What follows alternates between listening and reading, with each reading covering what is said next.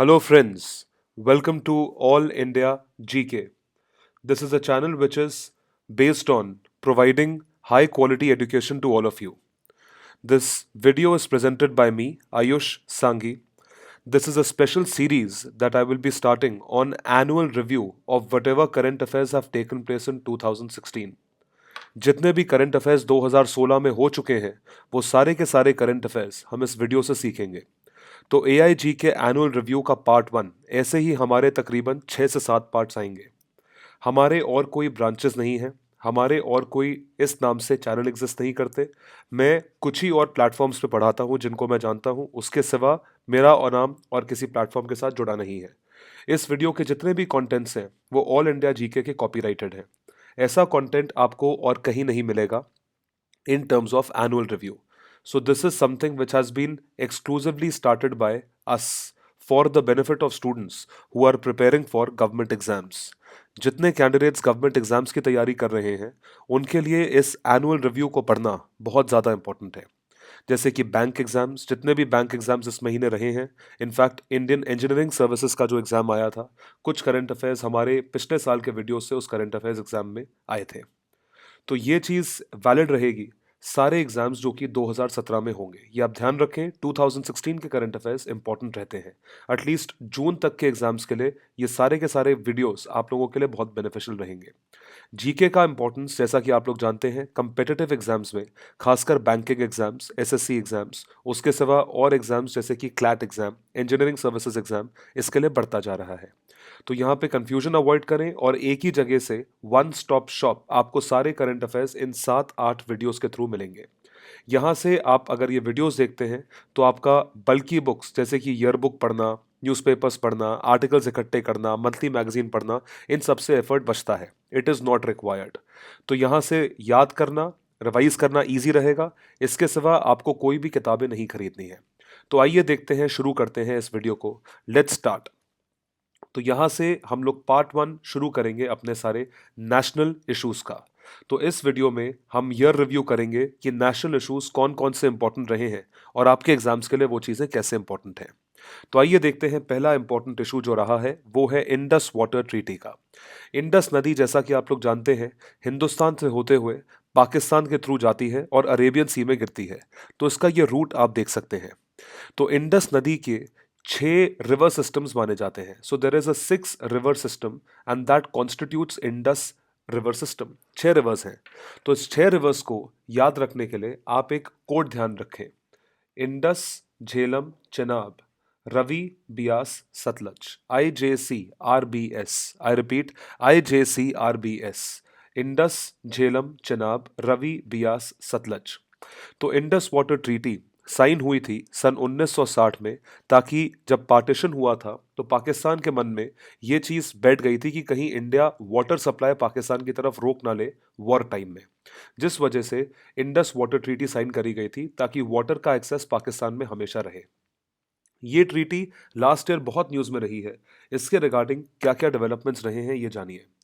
Union government decides to suspend talks on Indus water treaty.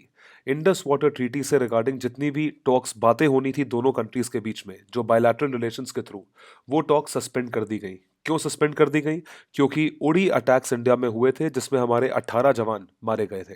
तो जो terrorist attack उड़ी में हुआ था उसकी वजह से हम लोग पाकिस्तान से बात करने में कोई भी इंटरेस्ट नहीं दिखा रहे थे। अगर आपको ध्यान हो तो इसकी वजह से जो सार्क मीट इस्लामाबाद में होनी थी, इंडिया ने उससे बैकआउट करा और उसके तहत बहुत सारी कंट्रीज़ ने, सार्क कंट्रीज़ ने, नेपाल ने, श्रीलंका ने भी बैकआउट कर दिया कि कोई भी पाकिस्तान नहीं जाना चाहता है। जो डिसीजन लिया गया था वो कैबिनेट मीटिंग में लिया गया था जहां पे नरेंद्र मोदी जी, जो कि हमारे प्रधानमंत्री हैं, उसके चेयरमैन थे। अब डिसीजंस जो कि लिए गए थे इंडस वाटर ट्रीटी के रिगार्डिंग इस मीटिंग में, ये इस पे आइए एक झलक डालते हैं कि कोई भी रिव्यू या abrogation of Indus water treaty का नहीं रहेगा। किसी भी तरह का रिव्यू इंडियन सरकार द्वारा नहीं किया जाएगा। परमानेंट इंडस कमीशन पे जितनी भी बातें थी वो सस्पेंड कर दी गई थी और एक डिस्प्यूट रिड्रेसल मैकेनिज्म बनाया जाएगा जब तक टेररिज्म खत्म नहीं होता है। तो डिस्प्यूट रिड्रेसल मैकेनिज्म को बनाओ और अगर कोई दिक्कत है तो इस रिड्रेसल मैकेनिज्म के थ्रू आप आइए। जब तक टेररिज्म खत्म नहीं होगा तब तक कोई पाकिस्तान से बात नहीं होगी। यहाँ पे टुलबुल, टुलबुल एक डैम प्रोजेक्ट है, डैम जैसा कि आप लोग जानते हैं, डैम प्रोजेक्ट है, उसके थ्रू ये चीज़ आर्बिट्रेशन में था। तो टुलबुल का जो नेविगेशन प्रोजेक्ट था, जिसको सस्पेंशन में रखा गया था, उस सस्पेंशन को रिव्यू करा जाएगा और शायद इसे शुरू करा जाएगा। Run of the river hydro power projects जो कि बिजली सप्लाई करते हैं वेस्टर्न रिवर्स, जैसा कि मैंने आपको बताया, इंडस, झेलम और चनाब में, जिससे कि हमें बिजली प्रोवाइड करती है। उन हाइड्रो पावर प्रोजेक्ट्स को हम और डेवलप करेंगे जिससे कि हम इन तीन नदियों पे पूरा का पूरा एक्सेस जमा सकें। ये मैं आपको बता दूं कि इंडस, झेलम, चिनाब, आईजेसी के रिवर यूज पे पूरा का पूरा कंट्रोल पाकिस्तानीज को दिया गया है। तो ये आप ध्यान रखें, पाकिस्तान के पास आईजेसी का कंट्रोल है। और पकालदुल, सवलकोट और बरसर डैम जो कि जम्मू एंड कश्मीर में रहे हैं, इसके कंस्ट्रक्शन को और तेज बढ़ाया जाए जिससे कि हम लोग पानी के फ्लो को हाइड्रो पावर प्रोजेक्ट में यूज कर सकें और इलेक्ट्रिसिटी को एक्सप्लॉइट कर सकें। तो जितना भी इंडस, झेलम, चनाब के तहत कंस्ट्रक्शन है, वो सारा का सारा कंस्ट्रक्शन इंडियन गवर्नमेंट ने तेजी से शुरू कर दिया है ताकि हम पावर प्रोजेक्ट से मैक्सिमम बिजली निकाल सकें। तो जैसा कि आप लोग देख रहे हैं, इंडियन गवर्नमेंट प्रो डेवलपमेंट है, एंटी टेररिज्म है, जिसकी वजह से इंडियन गवर्नमेंट ने बात करने से मना कर दिया है। इंडस वाटर ट्रीटी के बारे में कुछ और फैक्ट्स जो मैंने आपको पिछली स्लाइड में बताया, उससे एडिशन में जानिए। ये एक वाटर डिस्ट्रीब्यूशन ट्रीटी है इंडिया और पाकिस्तान के बीच में, जैसा कि मैंने आपको बताया था। सन 1960 में साइन करी गई थी। प्राइम मिनिस्टर जवाहरलाल नेहरू और पाकिस्तान के प्रेसिडेंट अयूब खान, कराची में 1960 में। ये वर्ल्ड बैंक के साथ ब्रोकर करी गई है। तो वर्ल्ड बैंक जो है ये आर्बिट्रेटर की तरह एक्ट करता है, यानी कि अगर पाकिस्तान और इंडिया के बीच में इन तीन नदियों से रिलेटेड या इंडस रिवर सिस्टम से रिलेटेड कोई डिस्प्यूट रहता है तो ये वर्ल्ड बैंक यानी कि आर्बिट्रेटर में डिसाइड होगा। Deals with sharing of water of 6 reverse, 6 नदियों का पानी है, इंडस, झेलम, चनाब, रवि, बियास, सतलज। कोड याद रखें, आपको हमेशा याद रहेगा। एक ऑर्डर में है, इसी ऑर्डर में नदियां बहती हैं, इसी ऑर्डर में आप कोड ध्यान रखेंगे। इंडस, झेलम, चनाब, रवि, बियास, सतलज, दोनों कंट्रीज के बीच में। इंडस को ट्रीटी के बाहर रखा हुआ है। Eastern reverse control, eastern reverse यानी कि रवि, बियास, सतलज, ये हिंदुस्तान को दे दी गई हैं। ये पंजाब के थ्रू बहती हैं। याद रखें कोड आरबीएस, ये इंडिया को मिली हुई हैं। ये तीनों नदियां इंडस सिस्टम का पार्ट है। Western rivers control, Indus, Jhelum, Chenab, ये पाकिस्तान को दी गई हैं, जैसा मैंने आपको पहले बताया था। इंडिया इन नदियों में से यानी कि आईजेसी नदियों में से सिर्फ और सिर्फ 20% पानी यूज कर पाएगा। India to use only 20% of water of Indus river for किन पर्पसेस के लिए? इरिगेशन, पानी प्रोवाइड करने के लिए, एग्रीकल्चरल पर्पसेस के लिए, power generation, hydro power projects, transport, inland navigation, इन चीज़ों के लिए सिर्फ और सिर्फ 20% पानी यूज करा जाएगा। यहाँ पे आर्बिट्रेशन मैकेनिज्म है कि अगर कोई डिस्प्यूट होता है तो उसे प्यार से सुलह करी जाएगी उसमें। इसको आर्बिट्रेरी मैकेनिज्म कहा गया है। तो इंडिया और पाकिस्तान ने एक अलग से permanent post of commissioner Indus water के लिए बनाया हुआ है, जो कि इसी तरह के डिस्प्यूट को सॉल्व करने के काम आएगा। ट्रीटी ने सर्वाइव करे हैं इंडो पाक के सारी लड़ाइयाँ, सारे वॉर्स, चाहे वो सन 65 की लड़ाई हो, 71 की लड़ाई हो, या वेरी रिसेंट जो लड़ाई थी 1999 कारगिल की लड़ाई थी। तो इसमें कश्मीर में जो इंसर्जेंसी थी 1990 से, वो हमेशा से रही है, लेकिन उसके बाद भी इंडिया ने कभी भी इंडस वाटर ट्रीटी को वायलेट नहीं किया है। So most successful water sharing treaty in the world रही है इंडिया की इंडस वाटर ट्रीटी। सेकंड देखते हैं, second current affairs. Union government ने 27 सिटीज को शॉर्टलिस्ट करा है। क्यों शॉर्टलिस्ट करा है? इसको शॉर्टलिस्ट किया गया है प्रधानमंत्री के ambitious project smart city mission के थर्ड बैच यानी कि तीसरे अंतरिम रिपोर्ट के थ्रू। तो आप पहली सिटी, पहले पहले बैच में, सेकंड बैच में और नाउ थर्ड बैच में 27 सिटीज को शॉर्टलिस्ट किया गया है। तो ये शॉर्टलिस्ट करी गई है द्वारा union ministry of urban development. So इनको शॉर्टलिस्ट करा गया है union ministry of urban development द्वारा स्मार्ट सिटीज मिशन में। आप इस बात को ध्यान रखें, स्मार्ट सिटीज मिशन कुछ साल पहले 2015 में शुरू हुआ था, जिसके तहत 100 सिटीज को स्मार्ट सिटीज में कन्वर्ट करने का टारगेट लगाया गया था। ये सारी सिटीज को शॉर्टलिस्ट किया गया है based on scores obtained in the last round of smart city challenge competition. किन किन सिटी को स्मार्ट में कन्वर्ट करना है, तो इसके लिए एक कंपटीशन हुआ था जिसमें कई सिटीज ने पार्टिसिपेट करा था। इन विच टोटल 63 सिटीज पार्टिसिपेटेड। ये कंपटीशन लिस्ट टॉप करी अमृतसर, पंजाब ने। 5 सिटीज रही हैं महाराष्ट्र में। Maharashtra has the highest number of cities in the list. तो ये आप ध्यान रखें, ये आपके किसी भी एमसीक्यू फॉर्म में आ सकता है कि किस किस सिटी में क्या क्या चीज़ें इंपॉर्टेंट रही हैं। पहला बैच जो अनाउंस हुआ था, पहले बैच से भी पहले जो अनाउंसमेंट हुआ था जनवरी 2016, 20 cities had made it to the list, whereas in the second batch 13 cities were selected, 13 cities को सिलेक्ट किया गया था। जब तीसरा बैच डिक्लेयर हुआ, जब तीसरा बैच डिक्लेयर किया गया, 60 सिटीज को चूज कर लिया गया था स्मार्ट सिटी मिशन के लिए। तो जैसा कि आप लोग जानते हैं, बहुत ही एम्बिशियस मिशन है, जिसके तहत आप सिटीज को स्मार्ट सिटी में कन्वर्ट करेंगे, जहाँ पे अच्छी सड़कें होंगी, अच्छा सप्लाई ऑफ रिसोर्सेज होगा, कुछ बिजली की दिक्कत नहीं होगी, स्ट्रीट लैम्प्स की दिक्कत नहीं होगी, और बहुत सारी चीज़ें हैं जो कि स्मार्ट सिटी मिशन में इंक्लूड करा गया है। मिनिस्ट्री का नाम ध्यान रखें और सिटी स्टेट का नाम ध्यान रखें जहाँ पे मैक्सिमम सिटीज चूज करी गई है। Ministry of urban development. देखिए, स्मार्ट सिटीज मिशन के बारे में कुछ आपको डिटेल्स बताई जाए। जैसा कि मैंने आपको बताया था, 2015 25 जून 2015 में अर्बन रिन्यूअल और रेट्रोफिटिंग प्रोग्राम है। अर्बन रिन्यूअल प्रोग्राम, यहाँ पे 100 सिटीज को स्मार्ट सिटी में कन्वर्ट करना है, और ये चीज़ नॉमिनेट होंगी स्टेट्स और यूटीज द्वारा, रिस्पेक्टिव स्टेट्स और यूटीज द्वारा। इसकी नोडल एजेंसी है मिनिस्ट्री ऑफ अर्बन डेवलपमेंट, अभी हमने डिस्कस करा है। यहाँ पे आप क्या क्या चीज़ें डेवलप करेंगे, तो कोर इंफ्रास्ट्रक्चर स्मार्ट सिटी का क्या इंक्लूड करेगा? प्रॉपर पानी का सप्लाई, जैसा कि मैंने आपको बताया, इलेक्ट्रिसिटी, 24 घंटे बिजली आए, सैनिटेशन, टॉयलेट्स की फैसिलिटी हो, स्ट्रीट टॉयलेट्स की, बाथरूम की, सॉलिड वेस्ट मैनेजमेंट हो, proper waste management, efficient urban mobility and public transport effective होना चाहिए, अवेलेबिलिटी होनी चाहिए, सुविधा लोगों को आप दीजिए, बसों की सुविधा, टैक्सीज की सुविधा, रिक्शा की सुविधा, किसी भी चीज़ की सुविधा, मोबिलिटी होनी चाहिए, प्रॉपर मोबिलिटी, अफोर्डेबल हाउसिंग, घर अफोर्डेबल होने चाहिए खरीदने के लिए, गरीबों के लिए खासकर, आईटी कनेक्टिविटी अच्छी होनी चाहिए, डिजिटाइजेशन, क्योंकि डिजिटाइजेशन का ज़माना है, ऑनलाइन पेमेंट, उसके लिए आपको इंटरनेट कनेक्टिविटी चाहिए एक हाई स्पीड की, ये दी जाएगी। गुड गवर्नेंस पे फोकस करना है, जिससे कि आप ये सारी चीज़ें प्रोवाइड करो तो ये सब मेंटेन हो सके, जैसे कि ई गवर्नेंस रहे, सिटीजन का पार्टिसिपेशन रहे, किसी भी तरह की कंप्लेंट लॉन्च करने में कोई दिक्कत ना हो, उस पर एक्शन जल्द से जल्द दिया जाए, सस्टेनेबल एनवायरनमेंट हो, सांस लेने के लिए दूभर ना हो, आपको बहुत ज़्यादा पोल्यूशन का सामना ना करना पड़े, सेफ्टी और सिक्योरिटी पे फोकस रहेगा, जिससे कि बहुत ज़्यादा लोगों को एक्सप्लॉइट नहीं किया जा सके। जैसे कि आप देख रहे हैं, वुमेन सिक्योरिटी इश्यूज़ ना रहे, किसी भी तरह का सिक्योरिटीज इश्यूज़ ना रहे, वुमेन, चिल्ड्रन और एल्डरली, हेल्थ पे फोकस, एजुकेशन पे फोकस। तो ये सारी चीज़ें आप लोग देख सकते हैं स्मार्ट सिटी मिशन के इंफ्रास्ट्रक्चरल प्रोजेक्ट के ऑब्जेक्टिव्स हैं। तो उन ऑब्जेक्टिव्स को आप एक एक करके ध्यान रखें, ये आपसे MCQ फॉर्मेट में पूछा जा सकता है।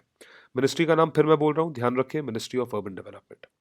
तीसरा करंट अफेयर्स है, नेशनल इशू के अंदर रेल बजट का मर्जर किया गया है जनरल बजट में, दिस इज द मर्जर।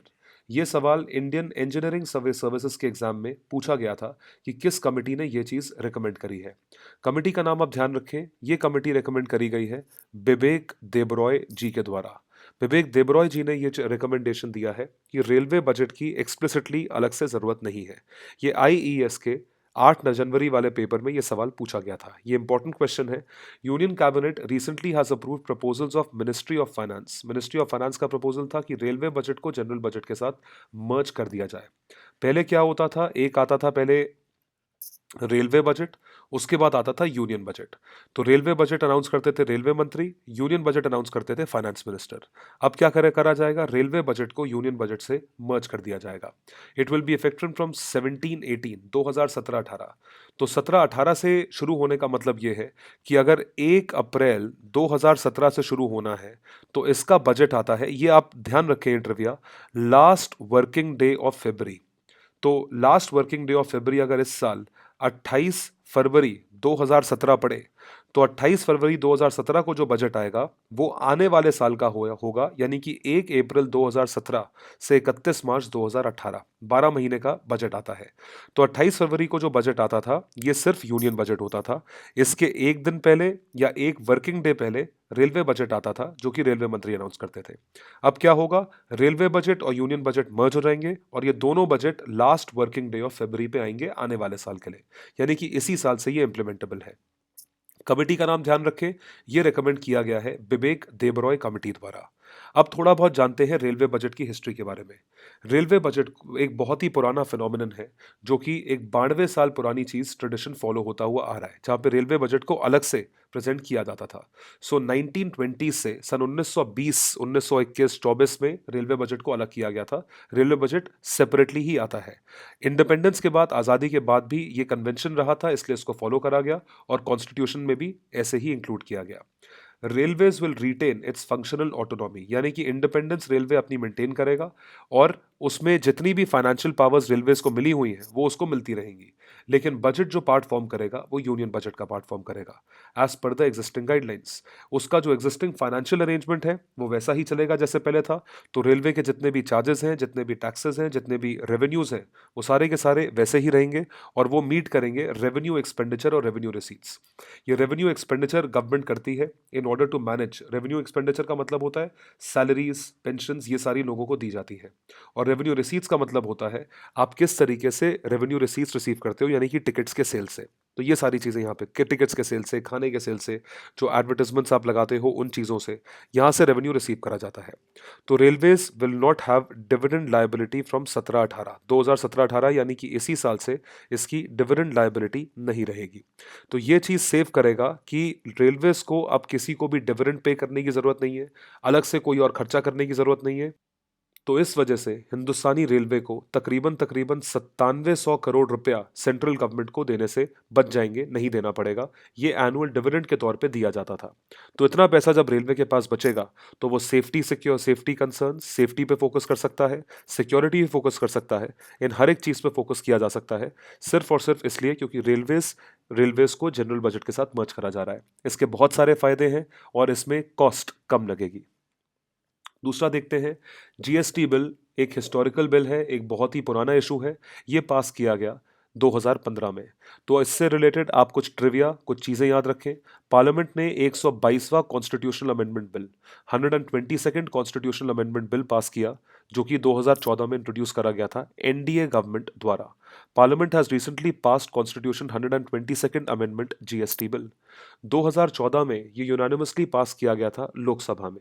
और जैसा कि आप लोग जानते हैं कि कॉन्स्टिट्यूशनल अमेंडमेंट बिल है, तो लोकसभा में जब मेजॉरिटी आती है उसके साथ साथ राज्यसभा में भी मेजॉरिटी आना जरूरी है। हमारा संविधान कॉन्स्टिट्यूशन ये कहता है कि अगर कॉन्स्टिट्यूशन को अमेंड करना हो, if you have to amend the constitution, तो इसके अमेंडमेंट के लिए आपको 2/3 सपोर्ट चाहिए, मतलब 2/3 of total members present and voting का सपोर्ट चाहिए रहता है। तो अगर लोकसभा में सपोर्ट मिलता है तो इसके साथ साथ आपको जब तक राज्यसभा में यानी कि अपर हाउस में इतना ही सपोर्ट नहीं मिलेगा 2/3 का, तब तक आप बिल को पास नहीं कर पाओगे। तो लोकसभा से सपोर्ट मिल गया था पिछले साल जो अमेंडमेंट्स करी गई थी राज्यसभा द्वारा। और राज्यसभा में अमेंडमेंट कैसे मिला था? Bill was earlier passed in Rajya Sabha by 2/3 majority with 443 members voting in its favour and none against its final vote. किसी ने भी इसके अगेंस्ट वोट नहीं करा था, सबने इसके फेवर में वोट करा था। तो आप देख सकते हैं ये बहुत ही बड़ा ब्रेक थ्रू है। तभी जीएसटी को इंडिया का सबसे बड़ा टैक्स रिफॉर्म कहा जाता है सिंस इंडिपेंडेंस। तो 1947 के बाद जो सबसे बड़ा टैक्स रिफॉर्म इंडिया में हुआ है वो है goods and services tax, GST. तो बिल अब जाएगा 15 स्टेट्स के पास, will go to states as 15 out of total 29 states will have to give approval since it's constitutional amendment bill dealing with changes in the features of fiscal federalism. इनमें कोई भी change हो उसके तहत जीएसटी बिल को state द्वारा भी approve करना पड़ेगा। स्टेट द्वारा इसलिए अप्रूव करना पड़ेगा क्योंकि जीएसटी बिल जो प्रेजेंट फॉर्म में है ये इनडायरेक्ट टैक्सेशन के लिए बिल है, आईडीटी। इनडायरेक्ट टैक्सेस किस किस तरह के हैं हमारी कंट्री में? वैल्यू एडेड टैक्स है, सर्विस टैक्स है, सीएसटी सेंट्रल सेल्स टैक्स है, इसके सिवा कस्टम्स ड्यूटी है, ऑक्ट्रॉय है, तो ये सारे एक्साइज है, तो ये सारे लॉज आते हैं। तो इन सारे लॉस को डिलीट करने के बाद, इन सारे लॉस को हटाने के बाद एक टैक्स इंप्लीमेंट करा जाएगा और वो है जीएसटी। तो जाहिर सी बात है कि यहाँ पे कई तरह के इनडायरेक्ट टैक्सेस जैसे कि वैट स्टेट गवर्नमेंट लेवी करती थी, ये भी आप अपने प्रीलिम्स के लिए या अपने किसी भी इंट्रोडक्टरी जनरल अवेयरनेस के पोर्शन के लिए याद रखें। VAT was implemented by state government. अब ये वैट हट जाएगा तो स्टेट गवर्नमेंट का रेवेन्यू चला जाएगा और उनको जीएसटी में से हिस्सा मिलेगा। इस वजह से 15 स्टेट्स को अप्रूव करना है कि क्या जीएसटी बिल के साथ वो अग्री करते हैं या नहीं करते हैं। इसके तहत जीएसटी बिल पास किया जाता है। तो जीएसटी बिल को 2016 में आप ध्यान रखें पास किया गया। थोड़ी डिटेल आपको जीएसटी के बारे में बताते हैं। जीएसटी एक सिंगल इनडायरेक्ट टैक्सेशन सिस्टम है पूरी कंट्री के लिए। जैसा कि मैंने आपको बताया, ध्यान रखें इनडायरेक्ट टैक्स, दो तरह के टैक्स होते हैं, एक होता है डायरेक्ट टैक्स, दूसरा होता है इनडायरेक्ट टैक्स। तो डायरेक्ट टैक्स की बात नहीं हो रही है। इनडायरेक्ट टैक्स के लिए एक यूनिफाइड टैक्सेशन स्ट्रक्चर है जो कि इंडिया को एक यूनिफाइड कॉमन मार्केट में कंफर्म करेगा। ये एक सिंगल टैक्स रहेगा जो कि गुड्स और सर्विसेज के सप्लाई पे यानी कि गुड्स और सर्विसेज को बेचने पे लगाया जाएगा। अब जैसे कि आप जो अभी वीडियो देख रहे हैं मेरा बनाया हुआ, ये मेरी आपको प्रोवाइड करी हुई सर्विस है। अगर इस सर्विस के मैं आपसे पैसे लूंगा तो मुझ पे सर्विस टैक्स लगाया जाएगा। अभी सर्विस टैक्स लगाया जाता है, आगे आने वाले टाइम में जीएसटी लगाया जाएगा, right from the manufacturer to the consumer. So GST essentially a tax only on value addition, ये वैल्यू एडिशन पे होता है। इसको वैल्यू एडेड टैक्स कहा जाता है, जहां पे इनपुट टैक्स का क्रेडिट मिल जाता है। मतलब आपने मान लीजिए मारुति सुजुकी की फैक्ट्री बनाई, मारुति सुजुकी गाड़ी बनाने के लिए आपने टायर खरीदे, सीट कवर खरीदे, शीशे खरीदे। अब जब आपने टायर खरीदा तो आपने टायर वाले को टैक्स पे करा, इसको टैक्स पे करा, शीशे वाले को टैक्स पे करा। फिर आपने गाड़ी बना के जब बेची तो आपने कंज्यूमर से टैक्स कलेक्ट करा। तो एक ही गाड़ी पे एक एक बार टैक्स ये ऑलरेडी पे कर चुका है और एक टैक्स ये कंज्यूमर से कलेक्ट कर चुका है। तो अब ये टैक्स गवर्नमेंट को कितना पे करेगा, ये अपना रिस्पेक्टिव कांच, सीट कवर और टायर वाले लोग अपना टैक्स पे कर चुके हैं। Maruti Suzuki will pay only the difference. उस डिफरेंस को कहा जाता है इनपुट टैक्सेस पेड का credit. At each stage will be available in the subsequent stage of its value addition. तो जो फाइनल कंज्यूमर है वो अपने दिमाग में ये चीज रखे that only the GST in supply chain charge by the last dealer will set of benefits at all previous stages. इस तरीके से जो ये गाड़ी खरीदता है उसको ये पता है कि मैंने सिर्फ और सिर्फ इस गाड़ी पे एक बार ही टैक्स पे करा है, ये पहले दिए हुए टैक्स और इसने दोबारा जो टैक्स लगाया है वो टैक्स, ये टैक्स नहीं देना है। He does not have to pay multiple taxes, he has to pay only one tax. तो एक टैक्स की वजह से जीएसटी के आने का सबसे बड़ा फायदा होगा कि टैक्स लायबिलिटी कम हो जाएगी। इसे टैक्सेशन टर्म्स में, इकोनॉमिक टर्म्स में एक टर्म दिया जाता है that is known as cascading effect. Cascading effect का मतलब होता है टैक्स के ऊपर टैक्स। अभी क्या होता है, कई आइटम्स के ऊपर टैक्स लग जाता है, डबल टैक्सेशन हो जाता है, जो कि गलत है क्योंकि उसका बर्डन कंज्यूमर के ऊपर आता है। तो अगर कंज्यूमर उसका बर्डन खत्म करना चाहते हैं, इस वजह से जीएसटी को इंप्लीमेंट करा जा रहा है। तो कैस्केडिंग इफेक्ट कम होगा, इसकी वजह से टैक्स कम हो जाएगा। तो पर्पस क्या है जीएसटी का? GST aims to bring uniform indirect tax. Uniform का मतलब same throughout the country, पूरी कंट्री में same, throughout the country by subsuming central and state indirect taxes into a single indirect tax. Very, very important for MCQ type question. It also seeks to enhance fiscal federalism को ठीक करेगा। Physical federalism का मतलब आप जानते होंगे, central government और state government के बीच में रिलेशंस, फिजिकल फेडरलिज्म। तो ये इनडायरेक्ट टैक्स के बैरियर्स हटाएगा स्टेट्स के through and integrate the country into a common market. एक कंट्री को एक कॉमन मार्केट बना देगा क्योंकि एक ही टैक्स सारी कंट्री में लगेगा। तो ये गवर्नमेंट का रेवेन्यू बूस्ट करेगा और बिजनेस की कॉस्ट को रिड्यूस करेगा। जैसा कि मैंने आपको बताया, टैक्सेस कम होंगे तो जाहिर सी बात है कॉस्ट कम हो जाएगी, कॉस्ट कम होगी तो उसके थ्रू गवर्नमेंट को और मैन्युफैक्चरर को, दोनों को बूस्ट मिलेगा। तो ये मेन पर्पस है जीएसटी बिल का। जीएसटी बिल जो कि पास किया गया है उसमें इनडायरेक्ट टैक्सेस कौन कौन से सबसूम होंगे वो देखते हैं। ये आपके पीटी के लिए यानी कि एमसीक्यू लेवल पे क्वेश्चन यहां से बन सकता है। सेंट्रल लेवल पे जो टैक्सेस हैं उस पे क्या क्या सबसूम होगा? Central excise duty, additional excise duty, service tax, additional customs duty, special additional duty of customs. तो ये सेंट्रल एक्साइज ड्यूटी यानी कि जो excise duty government, central government द्वारा लगाई गई है। एडिशनल एक्साइज ड्यूटी ये भी सेंट्रल गवर्नमेंट द्वारा लगाई गई है। सर्विस टैक्स मैंने आपको अभी समझाया था। कस्टम्स ड्यूटी और स्पेशल एडिशनल कस्टम्स ड्यूटी ये सेंट्रल गवर्नमेंट द्वारा लगाए गए हैं। स्टेट गवर्नमेंट द्वारा जो इंपॉर्टेंट टैक्स हैं उसमें सबसे पहले आता है sales tax. Sales tax state government को मिलता है, इसको वैट के नाम से भी जाना जाता है। ऑक्ट्रॉय या एंट्री टैक्स, इसको हिंदी में चुंगी कहा जाता है, जो कि ट्रक की एंट्रीज पे या किसी भी इंटरस्टेट ट्रेड या एंट्री पे लगाया जाता है। Purchase tax, luxury tax, lottery पे tax, betting gambling, entertainment tax, central sales tax, ये सारी की सारी चीज़ें स्टेट लेवल पे आती हैं।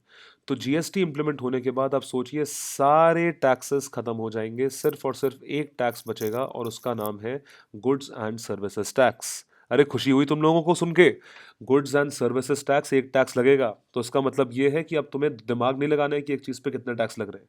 तो अगर आप लोगों में से कोई बिजनेस करता है या आपके फादर्स बिजनेस करते हैं तो आप जाके उनको बताओ कि जीएसटी बिल आ रहा है, आप जीएसटी बिल को सपोर्ट करिए क्योंकि आपके ऊपर टैक्स की लायबिलिटी कम होगी, आपका कंज्यूमर खुश होगा, ज्यादा परचेस कर पाएगा। तो जीएसटी बिल जो है वो एक बहुत ही इंपॉर्टेंट बिल है जिसके तहत लोगों को बहुत फायदा आएगा। तो की प्रोविजंस देखें बिल के क्या हैं। जीएसटी के दो कंपोनेंट्स रहेंगे, ये दिमाग में रखें फेडरल स्ट्रक्चर इंडिया के हिसाब से, क्योंकि सेंट्रल गवर्नमेंट और स्टेट गवर्नमेंट दोनों के टैक्सेस लेवी हो रहे हैं और दोनों के टैक्सेस ही सबसूम हो जाएंगे जीएसटी में। तो एक तो आएगा सीजीएसटी, सेंट्रल जीएसटी, और एक आएगा एसजीएसटी जीएसटी, स्टेट जीएसटी। ये पहला प्रोविजन है, इसको ध्यान रखें आप कि जीएसटी दो कंपोनेंट्स में इंप्लीमेंट किया जाएगा। Goods and services that pass through several states, अलग अलग स्टेट से जो गुड्स एंड सर्विसेज पास करते हैं या जो चीज़ें इंपोर्ट होके पास करती हैं, उस पर सेंटर एक और टैक्स लेवी करेगा, उसको कहा जाएगा इंटीग्रेटेड जीएसटी। जैसे मान लीजिए दिल्ली से कुछ चला तमिलनाडु में जाके बिकेगा तो कई स्टेट से पास होता हुआ जाएगा, उसके ऊपर एक इंटीग्रेटेड जीएसटी लगाया जाएगा जिसका शेयर उन स्टेट्स को मिलेगा जहां से चीज चली और जहां जाकर बिकी। उसके बाद तीसरा पॉइंट आप याद रखें, अल्कोहल, लिकर को, शराब को, जो ह्यूमन कंजप्शन के लिए होती है, उसको जीएसटी के परव्यू से बाहर रखा गया है। मतलब अल्कोहल को आप उसी रेट पे टैक्स कर सकते हो जिस पे पहले करते थे। ये मैं आपको बता दूं, अल्कोहल या लिकर को पहले स्टेट गवर्नमेंट द्वारा टैक्स किया जाता था, जो कि अब भी किया जाएगा। ये एम्पावर करता है सेंटर को to impose additional tax of 1% on the inter state supply of goods. This is a very very important point, ध्यान रखें आप इसे। देखिए समझाएं आपको, मान लीजिए महाराष्ट्र से चल के गुड्स गुजरात गए। अगर महाराष्ट्र फेमस है कॉटन के लिए, वहाँ पे कॉटन उगाया जाता है, तो अगर महाराष्ट्र में कॉटन उगाया जाता है तो महाराष्ट्र में कॉटन उगाया गया, कॉटन से फैब्रिक बनाया, फैब्रिक से शर्ट बनाई और वो महाराष्ट्र में बिक गई। ठीक है जी, महाराष्ट्र में बिक गई तो महाराष्ट्र गवर्नमेंट को उसके नाम का वैट मिल गया। Maharashtra government has earned VAT. अब महाराष्ट्र गवर्नमेंट अगर गुजरात में यही चीज़ बेच दे या यही चीज़ भेज दे तो महाराष्ट्र में तो वो चीज़ बिकी नहीं। अगर महाराष्ट्र में वो चीज़ नहीं बिकी तो उस पर वैट कैसे लग सकता है, सोच के देखो। तो महाराष्ट्र गवर्नमेंट का तो लॉस ऑफ रेवेन्यू है टैक्स का। इस वजह से महाराष्ट्र गवर्नमेंट का मोटिवेशन ही नहीं होगा गुजरात में बेचने के लिए। तो क्या करा जाता है कि इस वजह से गवर्नमेंट ने महाराष्ट्र गवर्नमेंट के लॉस को या इस तरीके के ट्रेड से स्टेट गवर्नमेंट को जो लॉस होगा उसके तहत सीएसटी लेवी करा है। तो ये आप ध्यान रखें, सीएसटी जो लेवी करा जाता है, ये लेवी करा जाता है इंटर स्टेट सेल। इंटर मतलब महाराष्ट्र और गुजरात के बीच में सेल, और वैट लेवी करा जाता है इंट्रा स्टेट सेल पे। इंट्रा का मतलब है विद इन द स्टेट, एक ही स्टेट के अंदर। तो intra state sale is subject to VAT, inter state sale is subject to CST, central sales tax. तो inter state supply of goods for 2 years और मोर। तो इंटर स्टेट सप्लाई जब होगा तो उसमें सीएसटी जो कि पहले पे करा जाता था और अब ये डिलीट हो जाएगा, तो अब इसकी जगह जीएसटी इंप्लीमेंट होगा। तो जीएसटी अगर नॉर्मल मान लीजिए 16% पे होता है स्टेट के अंदर, तो +1% होगा अगर आप वही गुड दूसरे स्टेट में भेजते हो। ये सेंट्रल गवर्नमेंट को ऐसी पावर मिली हुई है इंटर स्टेट सप्लाई पे 2 साल के लिए। This tax will accrue to states from where the supply originates. तो आई होप आपको ये कॉन्सेप्ट समझ में आया होगा। जीएसटी काउंसिल एस्टैब्लिश होगा, ये मेन चीज है, ध्यान रखें। ये जीएसटी काउंसिल सारे डिसीजंस लेगा जीएसटी के regarding. To be established which adjudicate any dispute arising out of its recommendations. Dispute can be between centre versus one और मोर स्टेट्स। अब डिस्प्यूट हो गया, मान लीजिए सेंट्रल गवर्नमेंट और यूपी का डिस्प्यूट हो गया कि आप जीएसटी का पैसा सही से नहीं दे रहे, तो ये कौन रिजॉल्व करेगा? ये करा जाएगा जीएसटी काउंसिल द्वारा। या दो स्टेट्स के बीच में झगड़ा हो गया, ये भी रिजॉल्व करा जाएगा जीएसटी काउंसिल द्वारा। तो ये हेड करेंगे यूनियन फाइनेंस मिनिस्टर, और इसमें मेंबर्स होंगे फाइनेंस मिनिस्टर जो कि सारे स्टेट्स के रहेंगे। तो बिल्कुल डेमोक्रेटिक रहेगा, ये कोई भी बायस नहीं होगा, वन साइडेड नहीं होगा। तो जो लोग ये बोलते हैं कि रूलिंग पार्टी का होल्ड है, ये है वो है, ये सब कुछ नहीं रहेगा। Initially GST will not apply to petroleum, ये चीज इंपॉर्टेंट ध्यान रखें। इट विल नॉट अप्लाई, ये चीज अप्लाई नहीं करेगी पेट्रोलियम पे, क्रूड पे, एचएसडी हाई स्पीड डीजल पे, मोटर स्पिरिट, पेट्रोल के ऊपर, नेचुरल गैस। तो ये देख रहे हैं आप लोग sources of energy, petroleum, high speed diesel, motor spirit, natural gas, aviation, turbine fuel, किसी भी तरह के फ्यूल पे ये चीज अप्लाई नहीं हो रही है। जीएसटी काउंसिल डिसाइड करेगा कि इस पे जीएसटी किस तरीके से लागू करी जाएगी। टोबैको और tobacco products will be subject to GST, very important, क्योंकि अल्कोहल सब्जेक्ट टू जीएसटी नहीं है, तो टोबैको सब्जेक्ट टू जीएसटी है। सेंटर में also impose excise duty on tobacco, ये भी इम्पोज होगी। तो ये टोबैको आप ध्यान रखें जीएसटी में आता है। एनर्जी का कोई भी आइटम और लिकर, ये जीएसटी से बाहर है।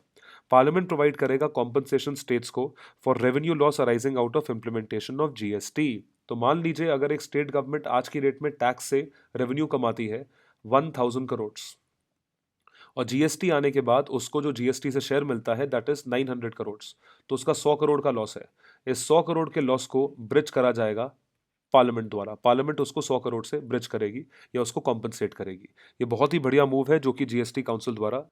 इसके बाद एक इंपॉर्टेंट नेशनल इशू है, वो है 7th पे कमीशन का। बहुत न्यूज़ में रहा है, सिर्फ 2016 में ही नहीं, 2015 से 14 से इनफैक्ट न्यूज़ में चल रहा है।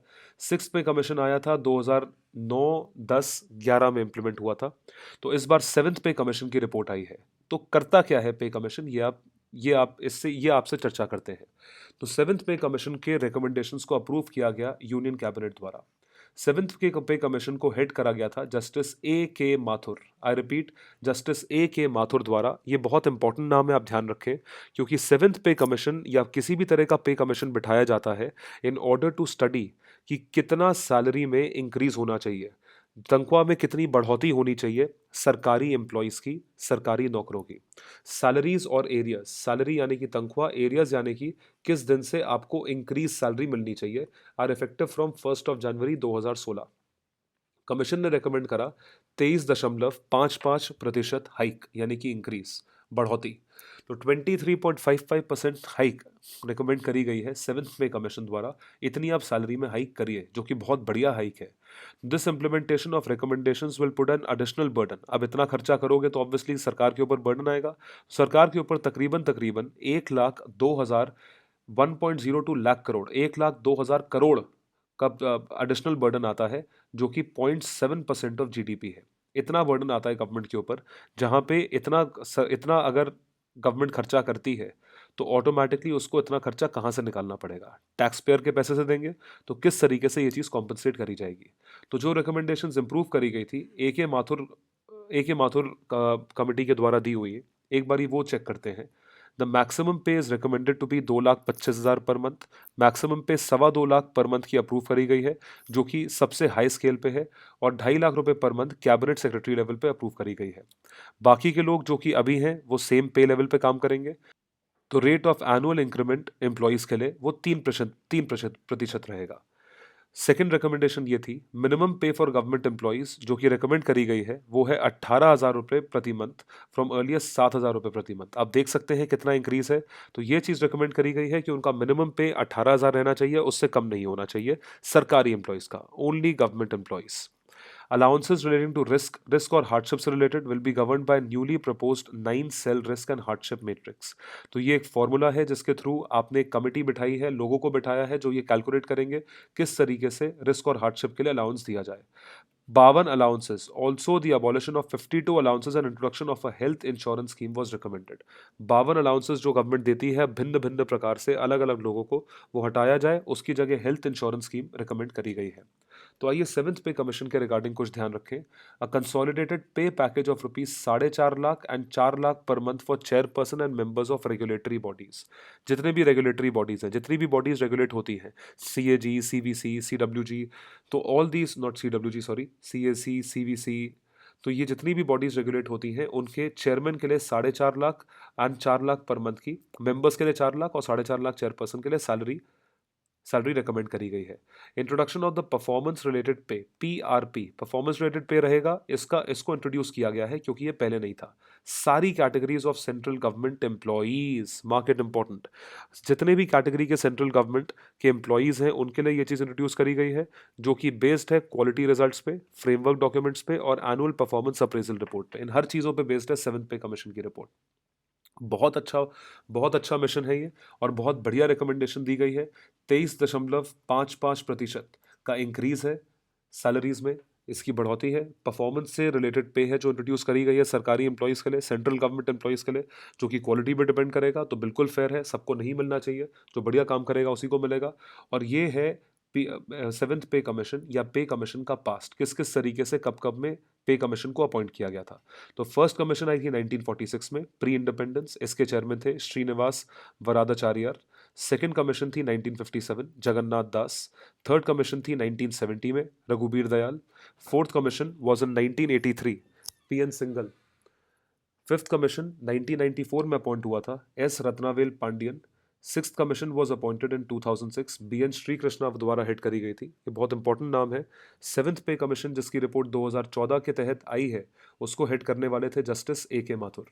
इनकी रिकमेंडेशंस को काफ़ी हद तक अडॉप्ट किया गया है, and seventh pay commission has already been implemented in India for all the employees. Now coming to the next national issue, first world sustainable development summit. दुनिया का सस्टेनेबल डेवलपमेंट का समिट कैसा रहा था, फर्स्ट डेवलपमेंट समिट दुनिया का कैसे रहा था। तो ये बहुत ही गर्व की बात है हमारे लिए कि इसका पहला एडिशन जो है वो नई दिल्ली में हुआ था, हमारी कंट्री में हुआ है। तो प्रणब मुखर्जी जी ने इनॉग्रेट करा था पहला edition of world sustainable development summit WSDS New Delhi में। इसका इनॉग्रेशन उद्घाटन किया गया था। इसको ऑर्गेनाइज करा गया था टेरी यूनिवर्सिटी द्वारा, the energy and resources institute. Energy और रिसोर्सेज का जो इंस्टीट्यूट है जिसका थीम है बियॉन्ड 2015। थीम का नाम ध्यान रखें, ये इंपॉर्टेंट है, पीपल प्लैनेट एंड प्रोग्रेस। तो इसको आप याद रख सकते हो एक कोड से, पी क्यूब।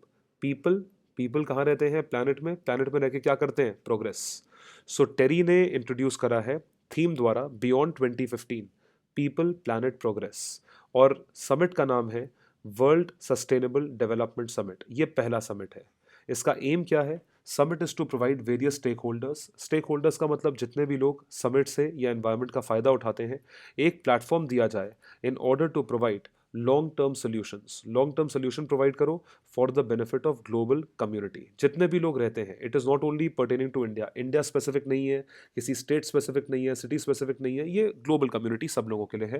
क्योंकि क्लाइमेट चेंज रहता है या किसी भी तरह की दिक्कत होती है रिसोर्सेज पे, एनर्जी पे, तो उससे सब सफ़र करते हैं। एक सिटी के या एक स्टेट के, एक कंट्री के लोग सफ़र नहीं करते हैं। तो एक सिंगल प्लेटफॉर्म दिया जा रहा है ग्लोबल कम्युनिटी के बेनिफिट के लिए। इसके की फैक्ट्स ध्यान रखें। Replaced TERI's earlier called Delhi sustainable development summit, DSDS। Delhi sustainable development summit को रिप्लेस किया गया है, which was first organised in 2005। इसने it underscored need for businesses and private sector to take lead in poverty reduction.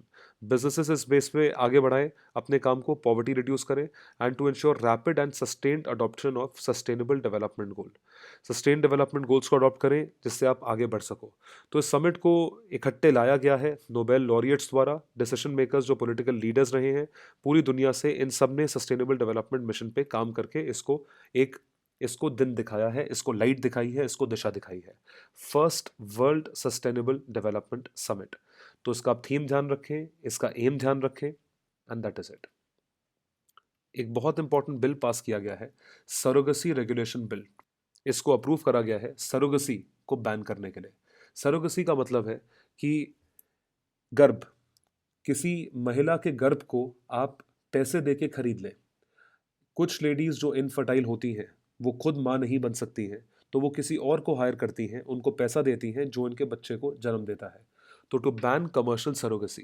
Commercial surrogacy का मतलब है पैसा देके अगर आप किसी और का गर्भ या वूम्ब रेंट पे लेते हो या लीज पे लेते हो या उसको पैसे से खरीदते हो, इस चीज़ को बैन कर दिया गया है हमारी कंट्री में। इफेक्टिव रेगुलेशन सरोगेसी से कमर्शियल सरोगेसी को बैन कर दिया गया है, और एथिकल सरोगेसी को, टू अलाउ एथिकल सरोगेसी को अलाउ करा गया है। तो ये जेन्युइन लोगों को अलाउ करा जाना चाहिए, और जिन लोगों को ज़रूरत नहीं है उन लोगों के लिए बैन कर देना चाहिए।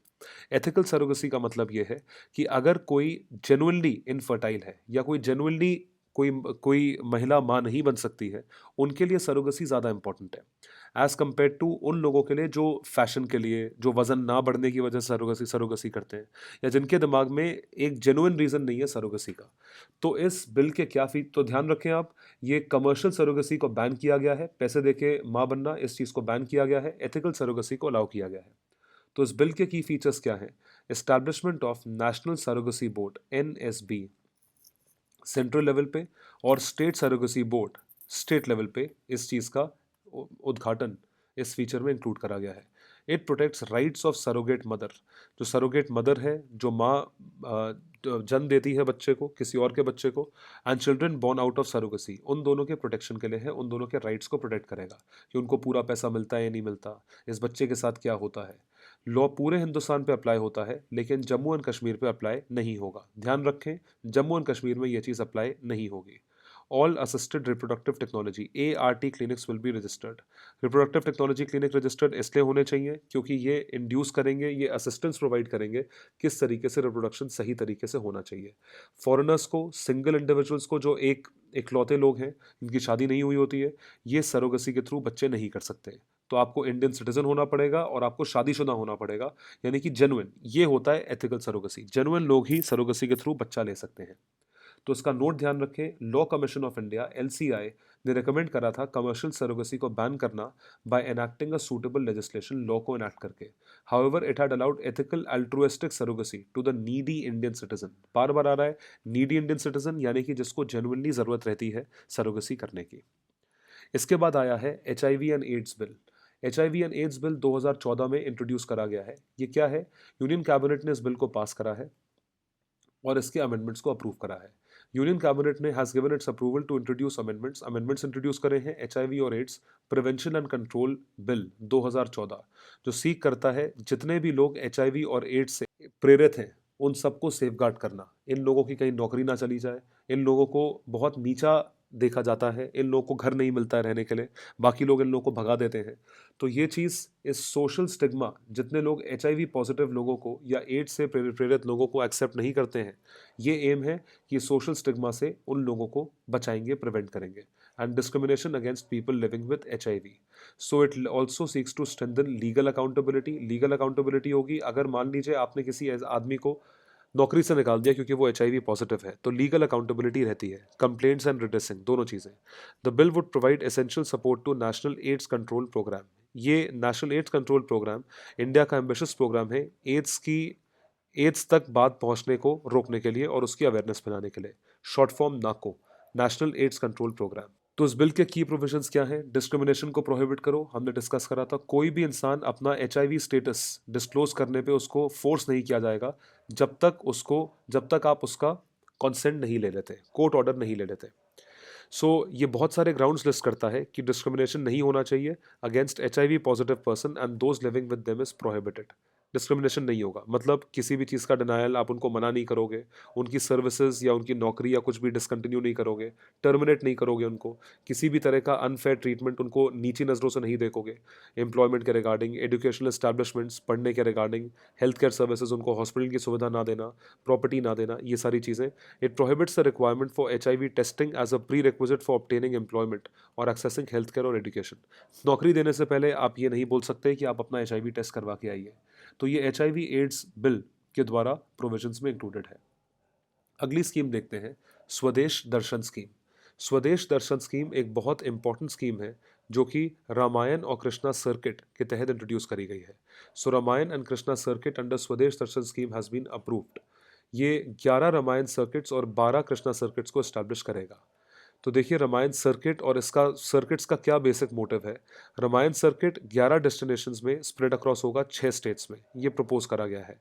दीज आर अयोध्या, नंदीग्राम, श्रृंगवेरपुर और चित्रकूट जो कि यूपी में है, सीतामढ़ी, बक्सर और दरभंगा बिहार में है, जगदलपुर छत्तीसगढ़ में है, भद्रचरण भद्रचालम तेलंगाना में है, हम्पी कर्नाटका में है, रामेश्वरम तमिलनाडु में है। तो इन सब में रामायण सर्किट को इंट्रोड्यूस किया गया है जो कि वहाँ पे बनाया जाएगा। इसके सिवा कृष्णा सर्किट में 12 डेस्टिनेशंस हैं जो कि 5 स्टेट्स में फैला हुआ है। द्वारका गुजरात, नाथ द्वार जयपुर एंड शिकार राजस्थान, कुरुक्षेत्र हरियाणा में, मथुरा वृंदावन गोकुल बरसाना नंदगांव गोवर्धन यूपी में और पुरी ओडिशा में। जैसा कि आप देख सकते हैं ये सारी जगहें, मथुरा वृंदावन गोकुल नंदगांव, ये सारी कृष्ण से ऑलरेडी एसोसिएटेड है। बाके बिहारी जी का मंदिर पड़ता है वृंदावन में, तो ये यहाँ पे कृष्णा सर्किट है और बाकी जगहों पे रामायण सर्किट है। तो ये स्कीम का नाम ध्यान रखें, स्वदेश दर्शन स्कीम, इसके तहत ये सर्किट्स बनाए जा रहे हैं। स्वदेश दर्शन स्कीम के बारे में कुछ जानते हैं। देखिए, ये मिनिस्ट्री ऑफ टूरिज्म ने लॉन्च करा है टूरिज्म को इंडिया में बूस्ट करने के लिए 2014-15 में। इनका एम है कि ये थीम बेस्ड टूरिस्ट सर्किट्स बनाए कंट्री में। तो थीम बेस्ड टूरिस्ट सर्किट है जहां पे आप कृष्णा और रामायण दोनों को प्रमोट कर रहे हो। इसको डेवलप करा जा रहा है principles of high tourist value के द्वारा, competitiveness and sustainability in an integrated manner. तो ये स्कीम फोकस करती है on needs and concerns of all stakeholders. सारे जितने भी स्टेक होल्डर्स हैं, जितने भी लोग इन चीज़ों के बारे में जानना चाहते हैं, उन चीज़ों की नीड्स और कंसर्न्स पे फोकस होगा। टूरिस्ट के एक्सपीरियंस को बढ़ाया जाएगा and enhance employment opportunities in the country. Tourism बढ़ता है तो ऑब्वियसली एम्प्लॉयमेंट अपॉर्चुनिटीज़ भी बढ़ती हैं। तो इन सब के थ्रू जो स्कीम है वो 13 थीमेटिक सर्किट्स में आइडेंटिफाई करी गई है। Ramayana circuit, Krishna circuit, Buddha circuit, north eastern India circuit, Himalayan circuit, coastal circuit, desert circuit, tribal circuit, eco circuit, wildlife circuit, rural circuit, spiritual circuit, heritage circuit. My God, सारे circuits को यहाँ पे include कर लिया गया है। मतलब आप सोच के देखिए, आपको इस बात से खुश होना चाहिए कि आप लोग ऐसी कंट्री में रहते हैं जहाँ पे इतनी सारी चीज़ें टूरिज्म के लिए अट्रैक्ट करने के लिए हैं। We are proud to be an Indian. Swadesh Darshan scheme. अगला जो कैंपेन है उसका नाम है स्वच्छ युग कैंपेन। स्वच्छ युग कैंपेन। स्वच्छ नाम आप बहुत सालों से सुन रहे हैं हिंदुस्तान में, जहाँ पे स्वच्छ भारत अभियान, स्वच्छ युग, हर चीज़ को प्रमोट करा जाता है। इसी के तहत स्वच्छ युग कैंपेन का भी इंट्रोडक्शन किया गया है। ये कोलैबोरेटिव एफर्ट है स्वच्छ Bharat mission, local youth leaders और नमामि गंगे प्रोजेक्ट। नमामि गंगे जो कि गंगा को सेव करने का प्रोजेक्ट है, लोकल यूथ लीडर्स जितने भी यूथ वॉलंटियर्स हैं और वो उनके लीडर्स हैं, और स्वच्छ भारत मिशन, तीनों का कोलैबोरेटिव एफर्ट रहेगा स्वच्छ युग कैंपेन में। इसको एग्जीक्यूट करा गया है क्या है कई मिनिस्ट्रीज द्वारा। Ministry of drinking water and sanitation and partnership with ministry of youth affairs, क्योंकि ये लोकल यूथ लीडर्स यहाँ से मिलेंगे, and sports. Ministry of water resources, Namami Gange, river development and Ganga rejuvenation product. तो इन सब चीज़ों के तहत इसे एग्जीक्यूट करा गया है। इन सब का कंबाइंड एफर्ट रहेगा, और जितने भी लोग हैं वो कोलैबोरेटिव एफर्ट के थ्रू स्वच्छ युग कैंपेन को लॉन्च करेंगे। इसके हाइलाइट्स देखिए क्या क्या है। बेसिक ऑब्जेक्टिव इसका क्या रहेगा?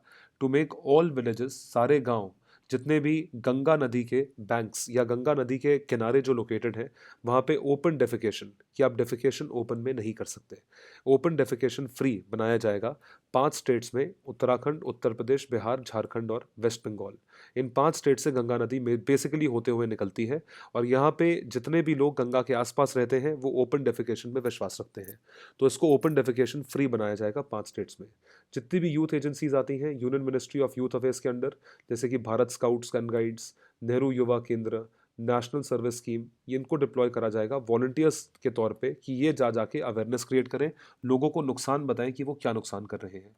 क्लिननेस यानी कि साफ सफाई, involvement of local bodies, NGO, private sector organisations के लोग, इसके थ्रू क्लिननेस को अचीव करा जाएगा। इसके सिवा मॉनेटरी इंसेंटिव ऑफर करा जाएगा, पैसा ऑफर करोगे आप लोगों को गवर्नमेंट द्वारा स्वच्छ भारत अभियान में।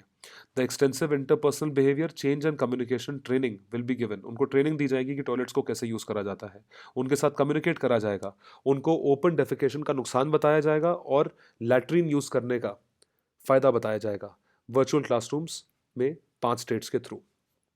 तो ये स्वच्छ योग कैंपेन के की हाइलाइट्स हैं। इसके बाद है नीति आयोग, विजन आयोग। ये आप लोग को पता होना चाहिए कि प्लानिंग कमीशन एक ऐसी बॉडी है जो सन 1950 से इंडिया में स्थापित थी। इस प्लानिंग कमीशन को डिसबैंड कर दिया गया है, इसको हटा दिया गया है। इसकी जगह ले ली है नीति आयोग ने। नीति आयोग ने 15 साल का विजन डॉक्यूमेंट तैयार करके रिलीज करा है, 5 साल के प्लान्स को हटाकर। जैसा कि आप लोग जानते हैं प्लानिंग कमीशन में 5 ईयर प्लान्स FYP आया करते थे, लेकिन नीति आयोग में इन्हीं प्लान्स को 15 साल के डॉक्यूमेंट्स में इंक्लूड करा गया है। Union government has decided to replace 5 year plans with 15 year vision documents in NITI Aayog from 2017-18। इसके की फीचर्स क्या रहेंगे ये देखते हैं, इस पर नज़र डालते हैं। The previous 12 5 year plan documents, planning commission के 1 से लेके 12 तक प्लान्स आए थे। 2012 में 12वां 5 ईयर प्लान, 12 5 ईयर प्लान शुरू हुआ था और 2017 में ये खत्म होना था। इस प्लान के बीच में 1 जनवरी 2015 से प्लानिंग कमीशन को डिसबैंड कर दिया गया और नीति आयोग को स्टार्ट कर लिया गया। तो first 5 year plan, 12 5 year plan for the period between 51 and 2017 to done away with plan and non plan expenditure. ये चीज़ बहुत इंपॉर्टेंट है। बजट में plan versus non plan expenditure का बाइफर्केशन दिया जाता था कि ये खर्चा प्लान में इंक्लूडेड है, ये खर्चा नॉन प्लान एक्सपेंडिचर के हिसाब से होगा। तो ये चीज़ थी, इसको आप डिलीट कर दोगे। ये डिलीट इसलिए कर दोगे क्योंकि प्लानिंग कमीशन ही नहीं रहा आपके हाथ में। To convert the long term vision into an implementable policy, एक लॉन्ग टर्म विजन को आप इम्प्लीमेंटेबल पॉलिसी में कन्वर्ट करोगे। एक 7 साल की स्ट्रैटेजी है as part of national development agenda, NDA। National development agenda के थ्रू आपने 7 साल की इम्प्लीमेंटेबल पॉलिसी में कन्वर्ट करा। Strategy will be for the year 2017 से 2024। There will be also a mid term review of the strategy. बहुत ही अच्छा पॉइंट है। जब देखिए 5 ईयर प्लान में प्रॉब्लम ये थी कि आपने प्लान बना लिया था 1 साल पहले, यानी कि 2012 में अगर प्लान शुरू हुआ है तो वो 2011 में बन जाता था। उसका रिव्यू होता था 2017 में प्लान खत्म होने के बाद, यानी कि 2018 में। तो फायदा हुआ या नहीं हुआ, वो 5 साल तो निकल गए आपके, खत्म हो गया टाइम। यहाँ पे क्या है, 7 ईयर स्ट्रैटेजी है जिसका इम्प्लीमेंटेबल पॉलिसी है 2017 से 24 तक, उसका मिड टर्म रिव्यू करोगे आप। और बिसाइड्स अ 3 ईयर एक्शन प्लान, 3 साल का एक्शन प्लान लिया जाएगा 2017 से 20 तक, जो कि नेशनल डेवलपमेंट एजेंडा के थ्रू अलाइन करा जाएगा विद 14 फाइनेंस कमीशन, जिसका पीरियड है 2015 से 2020।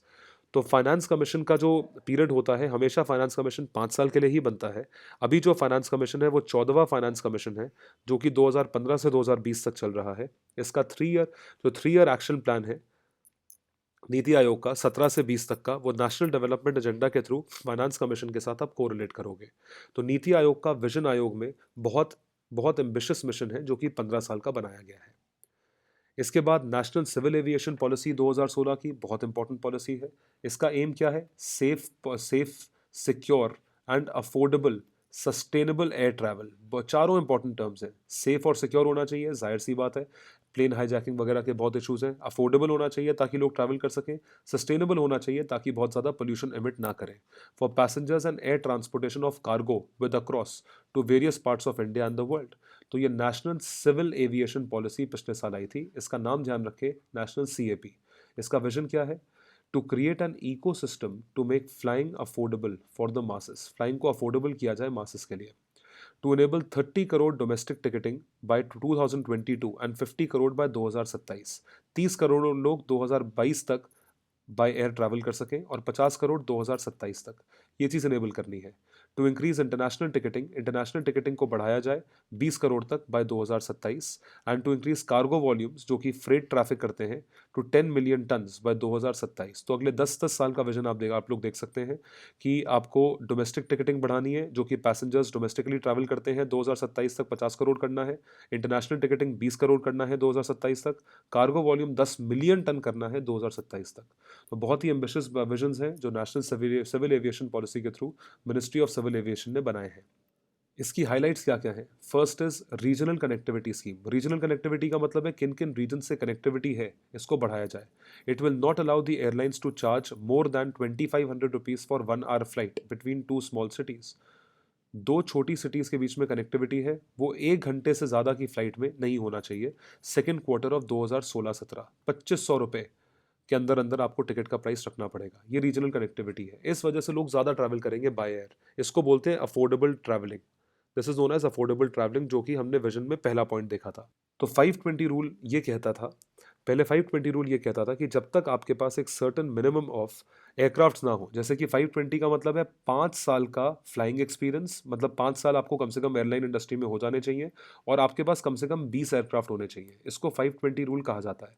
अगर आपके पास 5 साल का एक्सपीरियंस है और 20 एयरक्राफ्ट है तभी आप इंटरनेशनल ट्रैवल कर सकते हो अपने प्लेन से, नहीं तो नहीं कर सकते हो। इसका मतलब एयरलाइन के ऊपर बहुत बड़ी रिस्ट्रिक्शन थी।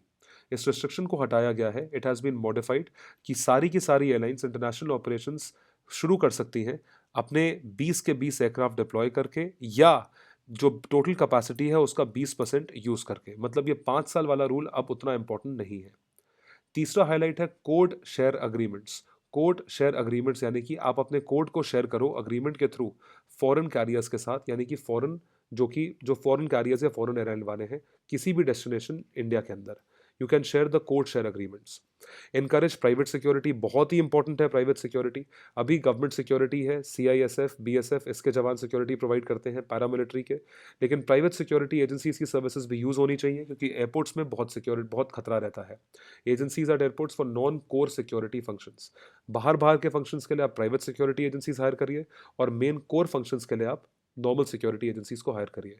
So private security agencies will comprise retired personal हो सकते हैं from military and paramilitary forces. At least इन्हें एक्सपीरियंस रहेगा तो ये उस चीज़ को बेटर हैंडल कर पाएंगे। नो फ्रिल्स एयरपोर्ट बहुत ही इंपॉर्टेंट है। नो फ्रिल्स एयरपोर्ट का मतलब ये है कि एयरपोर्ट में आपको किसी तरह की फैंसी सुविधा नहीं मिलेगी, ड्यूटी फ्री शॉप्स की सुविधा नहीं मिलेगी, या आपको बहुत फैंसी एयरपोर्ट नहीं मिलेगा, बहुत दुकानें नहीं मिलेगी, रेस्टोरेंट नहीं मिलेंगे, ये सब नहीं मिलेगा। तो ये इसलिए करा जा रहा है क्योंकि एयरपोर्ट को अफोर्डेबल बनाया जाए। दिक्कत ये है कि हम लोग इतने ताम झाम में उसे फैंसी बनाने में लग जाते हैं कि उसकी कॉस्ट बहुत ज़्यादा दिखती है। जब कॉस्ट दिखती है तो वो एयरपोर्ट बनना या उस पूरे प्रोजेक्ट को शेल्फ कर दिया जाता है। तो अगर आप उतना ताम झाम करोगे ही नहीं तो एयरपोर्ट की जो इंडिकेटिव कॉस्ट है वो 50 से 100 करोड़ के बीच आएगी। इसमें आप एयरपोर्ट बिल्ड कर सकते हो। कम से कम एयरपोर्ट होगा तो फ्लाइंग ज़्यादा हो पाएगी। तो हमारे जितने टारगेट हैं 50 करोड़ लोग 2027 तक, 20 करोड़ इंटरनेशनल लोग 2027 तक, ये सब चीज़ें तभी अचीव हो पाएंगी अगर नंबर ऑफ एयरक्राफ्ट्स बढ़ेंगे। नंबर ऑफ एयरक्राफ्ट्स अगर बढ़ेंगे तो कहीं ना कहीं से तो फ्लाई करेंगे। तो फ्लाई करने के लिए आपको और एयरपोर्ट्स की ज़रूरत है। इसके बाद आता है नेशनल डिजास्टर प्लान का रिलीज। नेशनल डिजास्टर का प्लान रिलीज किया गया है। Union government release national disaster management plan, NDMP। Very very important. इसका एम है कि इंडिया को डिजास्टर रेजिलिएंट बनाया जाए या उसको कम से कम ऐसा बनाया जाए कि जिससे कि आप डिजास्टर का लॉस कम मिनिमाइज कर सको। लॉस ऑफ लाइफ्स को मिनिमाइज कर सको। देखिए डिजास्टर हमारे हाथ में नहीं है, किसी भी तरह का फ्लड, अभी वर्धा आ गया वहाँ पे, तो ये चीज़ आपके हाथ में नहीं है, आप नहीं रोक सकते। इंडिया को डिजास्टर रेजिलियंट बना सकते हो, जहाँ पे डिजास्टर का इम्पैक्ट कम कर सकते हो, लॉस ऑफ लाइफ्स को रिड्यूस कर सकते हो। तो ये एम्फोसाइज कर सकता है on a greater need for information, education and communication activities, कि आप इन्फॉर्मेशन शेयर करो, एजुकेशन प्रोवाइड करो लोगों को कि कैसे अपने आप को उनका बचाव कर सकें, कम्युनिकेट करो लोगों के साथ, prepare communities to cope with disasters, कि वो जल्दी जल्दी डिजास्टर के साथ कोप कर सकें। आपको पता है साइक्लोन आने वाला है, आप वकेट करना शुरू करो। इस तरीके से डिजास्टर के इम्पैक्ट को मिनिमाइज किया जा सकता है, जिससे कि जानें बच सकती हैं। तो प्लान जो है वो बेस्ड है 4 प्रायोरिटी थीम्स पे ऑन सेंडाई फ्रेमवर्क। नाम ध्यान रखें आप, सेंडाई फ्रेमवर्क, ये डिजास्टर रिलेटेड फ्रेमवर्क है। इसकी 4 प्रायोरिटी थीम्स के तहत हमने प्लान बनाया है। First is understanding disaster risk. अब दिल्ली में आपका फ्लड्स का रिस्क नहीं है, तो यहाँ पे आप डिजास्टर रिस्क फ्लड से रिलेटेड मत देखिए। यहाँ पे पोल्यूशन लेवल बहुत हाई है, तो पोल्यूशन लेवल के थ्रू क्या डिजास्टर हो सकता है ये आप ध्यान रखें। बिहार में या कोलकाता में या तमिलनाडु में फ्लड्स का रिस्क है। नेपाल में, नॉर्थ ईस्ट में और भुज में यहाँ पे अर्थक्वेक का रिस्क है। तो ये जितने भी रिस्क हैं, ये आप समझे कि क्या क्या डिजास्टर हो सकता है। अगर डिजास्टर हो सकता है तो इस चीज़ को आप इंप्रूव करें, इसकी गवर्नेंस को, डिजास्टर रिस्क गवर्नेंस को इंप्रूव किया जाए। Investing in disaster risk reduction, disaster risk को रिड्यूस करा जाए, इसके रिस्क को, इसमें आप इन्वेस्ट करो। जैसे कि इन्वेस्ट कैसे करा जाता है, स्ट्रक्चरल नॉन स्ट्रक्चरल मेजर्स के थ्रू। कुछ डिजास्टर्स को आप रोक सकते हो, जैसे मैन मेड डिजास्टर है। मैन मेड डिजास्टर क्या है? कोयना। कोयना एक जगह है महाराष्ट्र में, जो महाराष्ट्र में कभी जिंदगी में अर्थक्वेक नहीं आ सकता था, वहां पे हमने अर्थक्वेक ले आया। वो मैन मेड अर्थक्वेक माना जाता है। डैम बना दिया, इतना धरती पे उसका इफेक्ट पड़ा कि वो अर्थक्वेक आ गया। तो डिजास्टर को कैसे रिड्यूस करोगे? ऐसे ऐसी चीजें, इतनी भारी चीजें आप धरती पर नहीं बनाओगे, क्योंकि वो मैन मेड डिजास्टर है। और डिजास्टर के लिए, अगर आप डिजास्टर को नहीं रोक सकते, वर्धा साइक्लोन को नहीं रोक सकते, कटरीना, करीना और पता नहीं किस किस तरह के डिजास्टर आते हैं, डिजास्टर के लिए प्रिपेयर्ड रहो। यानी कि आप कोस्ट को वकेट कर दो, लोगों की लाइफ अफेक्ट ना हो और कम से कम नुकसान हो। ये नेशनल डिजास्टर प्लान में 4 प्रायोरिटी थीम्स सेंडाई फ्रेमवर्क के तहत प्लान में इंक्लूड करी गई हैं। तो बहुत इंपॉर्टेंट प्लान है, इन सारे डिजास्टर्स को रिड्यूस करा जाए। यहाँ तक कि जितने भी नेशनल लेवल पे डिजास्टर्स रहे हैं, उन सब की वजह से हमने ऑलरेडी उसको रिड्यूस करना शुरू कर दिया है। वर्धा साइक्लोन जब आया तो वो एक डिजास्टर था, लेकिन उस डिजास्टर से जो लॉसेस हुए वो बहुत कम हुए, because Indian government was very well prepared, and hats off to Indian government for that. Sendai framework के बारे में कुछ डिटेल्स जाने। Sendai framework for disaster risk reduction 2015 से 2030 तक रहा है। ये अडॉप्टेड था at third UN world conference on disaster risk reduction, WCDRR in Sendai, Japan, on March 18, 2015। Sendai एक जगह का नाम है जापान में, जहाँ पे आपने इस कन्वेंशन को अडॉप्ट करा था। नाम ध्यान रखें इसका, UN world conference on disaster risk reduction, WC world conference on disaster risk reduction, United Nations द्वारा तीसरा अडॉप्ट किया गया है 2015 से 2030 तक। इस वजह से इसका नाम है सेंडाई फ्रेमवर्क। तो सेंडाई फ्रेमवर्क में ये 15 साल का वॉलंटरी नॉन बाइंडिंग अग्रीमेंट है, जिसने रिकॉग्नाइज करा है that the state has the primary role to reduce disaster risk. State यानी कि अगर इंडिया इसका सिग्नेटरी है सेंडाई फ्रेमवर्क का, या इंडिया इसके आइडियल्स में मानता है, तो इंडिया का रोल होना चाहिए, इंडियन गवर्नमेंट का रोल होना चाहिए कि डिजास्टर रिस्क को रिड्यूस किया जाए। बट वो जो रिस्पॉन्सिबिलिटी है वो आप शेयर करोगे बाकी के स्टेक होल्डर्स के साथ, जैसे कि लोकल गवर्नमेंट है, प्राइवेट सेक्टर है और कुछ और स्टेक होल्डर्स हैं, इनके साथ शेयर करा जाएगा। Sendai framework is the successor instrument to the Hyogo framework for action, HFA, जो कि 2005 से 2015 के थ्रू चला था। इसका मेन स्कोप क्या था? Building resilience of nations and communities to disasters. ये चीज़ आप बिल्ड करते हो और इस चीज़ का आप ध्यान रखते हो, ह्योगो फ्रेमवर्क फॉर एक्शन। तो सेंडाई फ्रेमवर्क है, ये इसका कंटिन्यूएशन है, इसको आप ध्यान रखें। ये डिजास्टर रिस्क रिडक्शन के through NDPR, national disaster plan का रिलीज इसके थ्रू देखा गया है। इसके बाद आता है national intellectual property rights policy, very very important, IPR policy. IPR में इतना ज़्यादा प्रॉब्लम होता है क्योंकि इंटेलेक्चुअल प्रॉपर्टी मतलब इंटेलेक्ट, दिमाग, बुद्धि की प्रॉपर्टी। आपकी बुद्धि की क्या प्रॉपर्टी है? आपने एक किताब लिखी, कॉपीराइट, आपने कुछ इन्वेंट करा, उस पर आप पेटेंट लेते हो, ट्रेडमार्क लेते हो, ये सारी चीज़ें आती हैं। तो ये सारी की सारी चीज़ें इंटेलेक्चुअल प्रॉपर्टी राइट के तहत इम्प्लीमेंट होती है। तो यूनियन कैबिनेट ने IPR पॉलिसी 2016 में अप्रूव करी। इसका एम आप लोग ध्यान रखिएगा, क्रिएटिव इंडिया, इनोवेटिव इंडिया। तो आप क्रिएट तभी कर सकते हो अगर आपकी बुद्धि चलती हो। और अगर आप क्रिएट करोगे तो ऑटोमेटिकली आप इंडिया को इनोवेटिव बना रहे हो। तो देखिए कितना अच्छा मिशन का नाम रखा है, creative India innovative India. Intellectual property right policy या आईपीआर पॉलिसी, इसका ऑब्जेक्टिव ये है, they are sought to be achieved through actions by different ministries, departments. They shall monitor the Department of Industrial Policy and Promotion. Nodal department to coordinate guide and oversee. Nodal department रहेगा DIPP, जो कि देखेगा कि intellectual property rights national level पे policy के through किस तरीके से काम कर रही है। अगर आप इस चीज़ को प्रमोट करोगे तो लोग और आगे आएंगे क्रिएट करने के लिए, जहाँ पे वो इन्वेंट करेंगे, लिखेंगे, नई चीज़ें इनोवेट करेंगे, ये सब चीज़ें होंगी। तो इसका ऑब्जेक्टिव देखिए क्या है, to create public awareness create करो about economic, social and cultural benefits. Economic benefits, social benefits, cultural benefits के लिए आपने पब्लिक अवेयरनेस क्रिएट करा। To stimulate the generation of IPR, IPR का जनरेट करा जाए। To have strong and effective IPR laws, ताकि आपकी आईपीआर को कोई वायलेट ना कर पाए। अगर आपने कोई चीज़ लिखी है, उस पर आपके पास कॉपीराइट है, तो कोई उस आईपीआर लॉ को वायलेट ना कर पाए। अगर कोई करे तो उसके अगेंस्ट स्ट्रॉन्ग एक्शन लिया जाना चाहिए। Those balances the interest of rights owners. उसके बाद आता है to modernise and strengthen service oriented IPR administration. तो आईपीआर का एडमिनिस्ट्रेशन स्ट्रांग रहे तभी आप आईपीआर लॉस को इन्फोर्स कर पाओगे। आईपीआर को कमर्शलाइजेशन के थ्रू वैल्यू मिलेगी, मतलब अगर आप आईपीआर ऑफिस को रिकग्नाइज करो, वो प्रॉपर फीस लेके आपको आईपीआर प्रोवाइड करें, उससे उसकी वैल्यू बढ़ेगी। To strengthen the enforcement and adjudicatory mechanism, जैसा कि मैंने आपको बताया, आईपीआर लॉज इतने स्ट्रांग करो कि एडजुडिकेशन हो सके। राइट ओनर्स जिनका हक बनता है उनके प्रोडक्ट के ऊपर, उनको उस चीज़ का सही रिटर्न मिले। And to strengthen and expand human resources HR institutions जो कि इन्वेंट करते हैं, capacities for teaching, training and research and skill building. तो इन सब बेसिकली ये सारे लोग हैं जो ये काम करेंगे, इन्वेंशन करेंगे, लिखेंगे, सारे काम करेंगे। तो इनको मोटिवेट करने के लिए, इनके लिए, इनको जो भी ये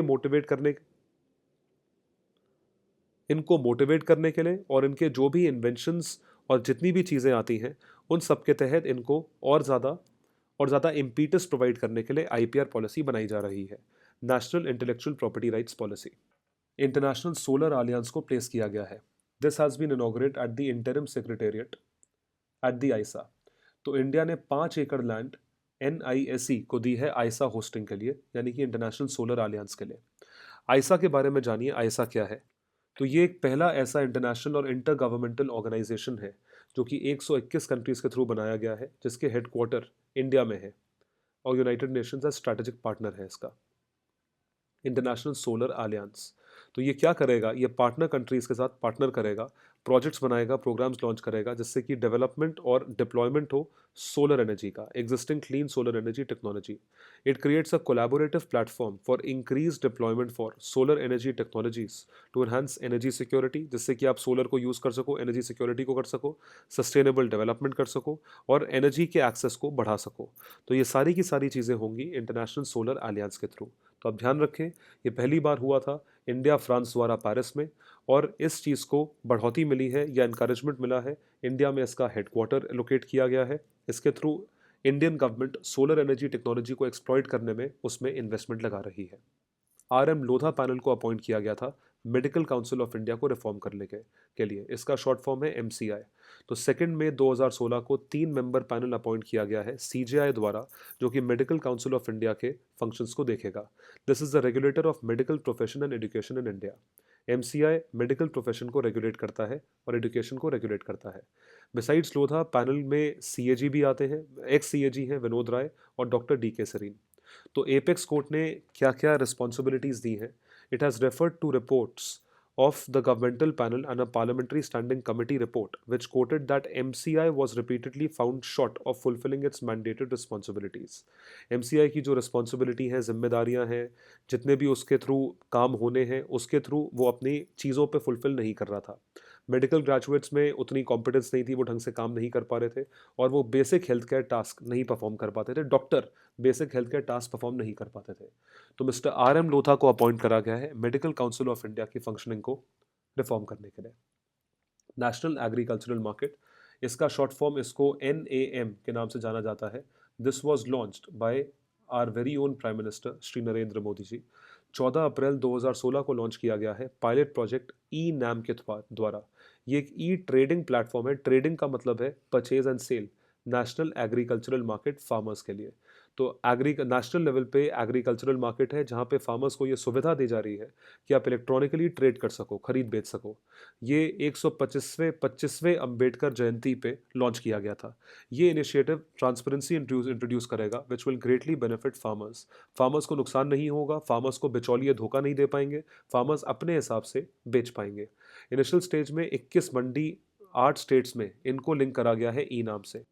मार्च 2018 तक 585 मंडियों को इंक्लूड कर लिया जाएगा, मंडी को इंक्लूड करा जाएगा। With this the farmers can sell और बाय, ये ट्रेड कर पाएंगे एग्रीकल्चरल प्रोडक्ट्स उनका जितना भी प्रोड्यूस है ऑनलाइन यूजिंग दिस पोर्टल, इस पोर्टल को यूज़ करके। इस प्रोजेक्ट के तहत यूनियन गवर्नमेंट ने प्रोवाइड करा है 30 लाख रुपए का grant to the proposed agricultural mandis of the state. तो 30 लाख रुपए के ग्रांट्स दिए जा रहे हैं इस चीज़ को प्रपोज करने के लिए, ताकि वो लोग खरीद बेच सकें आराम से। National agricultural market. National green highway mission, very important mission, NGHM। आप देख सकते हैं एनवायरनमेंट पे कितना फोकस है।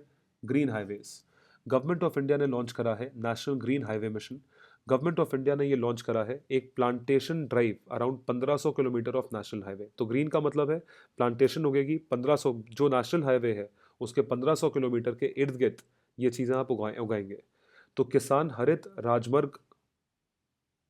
हरित राजमार्ग योजना एक पायलट स्कीम थी जो कि ग्रीन बेल्ट पे एक्सटेंड करती थी एग्जिस्टिंग हाईवेज पे। तो ये इंगेज करता है फार्मर्स को कि आप यही हरियाली कर सकते हैं, और ये प्रोवाइड भी करता है फार्मर्स के लिए एक alternative livelihood option to the nearby communities, जिससे कि वो लोग और ज़्यादा मोटिवेट हों प्लांटेशन उगाने के लिए। तो NGHM एक बहुत ही अच्छा मिशन है जो कि ग्रीन हाईवेज पॉलिसी 2015 के तहत लॉन्च किया गया है। तो पॉलिसी का नाम ध्यान रखें, green highway policy to provide a vision of developing eco friendly and green national highways. तो जो eco friendly green national highways हैं वो कैसे बनेंगे? ग्रीन हाईवे पॉलिसी के द्वारा। और ग्रीन हाईवे पॉलिसी में जो मिशन है वो है नेशनल ग्रीन हाईवेज मिशन। ये एम करता है कि एक ग्रीन कैनोपी का मतलब है कि दोनों तरफ प्लांटेशन, हरे हरे रंग के प्लांटेशन, पेड़ पौधे तकरीबन 1 लाख किलोमीटर के हाईवे के इर्द गिर्द क्रिएट करा जाए। इसके तहत एक तो पहली बात ग्रीनरी रहेगी जिसके थ्रू पोल्यूशन कम होगा, और ये तकरीबन तकरीबन 1 मिलियन यूथ के लिए एम्प्लॉयमेंट क्रिएट करेगा।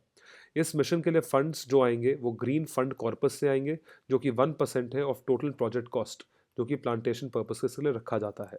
तो in future NGHM will be linked with MGNREGA। MGNREGA जैसा कि आप लोग जानते हैं 2006 का एम्प्लॉयमेंट मिशन है, Mahatma Gandhi national rural employment guarantee act, और नेशनल ग्रीन हाईवे मिशन के तहत भी एम्प्लॉयमेंट जनरेट हो रही है, इसलिए इसके साथ लिंक करना जायज़ है। और आखिरी मिशन जो हम डिस्कस करेंगे, प्रधानमंत्री उज्ज्वला योजना। उज्ज्वला योजना एक बहुत ही ज़रूरी योजना रही है। प्रधानमंत्री नरेंद्र मोदी जी ने इस योजना को लॉन्च किया था। इसका उद्देश्य ये है कि कुकिंग गैस कनेक्शंस प्रोवाइड करी जाए 5 crore below poverty line beneficiaries को अगले 3 सालों में, which will benefit the poor, जो गरीबों का स्पेशली औरतों का, जो गरीबों का स्पेशली महिलाओं का बोझ कम करेंगे और उनको सबसे ज़्यादा फायदा देंगे। प्रधानमंत्री उज्ज्वला योजना, नाम ध्यान रखिए उज्ज्वल, उज्ज्वल का मतलब गैस कनेक्शन प्रोवाइड करा जा रहा है। तो ये इंप्लीमेंट होगा union ministry petroleum and natural gas द्वारा। It is for the first time that this ministry is implementing a welfare scheme. याद रखें, पहली बार मिनिस्ट्री ने वेलफेयर स्कीम इंप्लीमेंट करी है। इनका काम क्या है? ये 5 करोड़ BPL फैमिलीज आइडेंटिफाई करना जिनको डायरेक्ट कुकिंग गैस कनेक्शन चाहिए हो, और इसके कंसल्टेशन स्टेट गवर्नमेंट और यूनियन टेरिटरीज के कंसल्टेशन में इनको ये कुकिंग गैस प्रोवाइड करी जाए। Equated monthly instalment EMI facility, जिससे कि कॉस्ट ऑफ स्टोव और रीफिल कॉस्ट दोनों ही मीट हो। ये फ्री मिशन नहीं है, आप ये ध्यान रखें। तो स्टोव की कॉस्ट, चूल्हे की कॉस्ट, और रीफिल कॉस्ट मतलब गैस बार बार भरवाने की कॉस्ट, ये दोनों चीज़ों की कॉस्ट EMI बेसिस पे प्रोवाइड करी जाएगी। अरुण जेटली जी ने अनाउंस करा कि ये स्कीम 2016-17 बजट में एक 2000 करोड़ के बजट में इंप्लीमेंट करा जा रहा है। तो यहाँ तक हमारे पूरे साल के 2016 के इम्पॉर्टेंट नेशनल इश्यूज खत्म होते हैं, प्रधानमंत्री उज्ज्वला योजना तक। आप हमें प्लीज़ लाइक, कमेंट और सब्सक्राइब करें। कमेंट्स आपके हमें पढ़ना बहुत अच्छा लगता है, हमें इंटरैक्ट करना बहुत अच्छा लगता है। आप हमें लिखें, हमें फेसबुक पे लिख सकते हैं, हमें यूट्यूब पे लिख सकते हैं कि आपको और किन किन वीडियोस की रिक्वायरमेंट है। ये बिल्कुल नोबल इनिशिएटिव है जिससे कि आपका GK का जो माइंडसेट है, सिनेरियो है, जो आपका पूरा आउटलुक है वो बढ़ेगा। तो आप कमेंट कर सकते हैं हमें। फेसबुक का हमारा जो ऑफिशियल चैनल है वो है all India GK official channel. ये हमारा लोगो है, इससे आप हमें पहचान सकते हैं। यहाँ पे आपको एक बेल आइकन मिलेगा सब्सक्रिप्शन के लिए। आप हमें सब्सक्राइब कर सकते हैं रेगुलर अपडेट्स के लिए। So please subscribe to us and आप हमारा प्रोत्साहन बढ़ाएं हमें लिखकर, हमारे बारे में और शेयर करके। इस वीडियो को शेयर करें सोशल मीडिया प्लेटफॉर्म पे अपने दोस्तों के सामने। इस वीडियो से एसोसिएटेड आपको कुछ MCQs मिलेंगे allindiagk.com पे। तो अगर आपका कोई एग्ज़ाम है और एग्ज़ाम के तहत आपको MCQs तैयार करने हैं तो MCQs का आपको लिंक मिलेगा हमारी वेबसाइट पे allindiagk.com। आप हमें टेलीग्राम चैनल पे फॉलो कर सकते हैं और इस वीडियो को ज़्यादा से ज़्यादा अपने ग्रुप्स में शेयर करें। Click here to subscribe, comment and thank you so much for watching this video.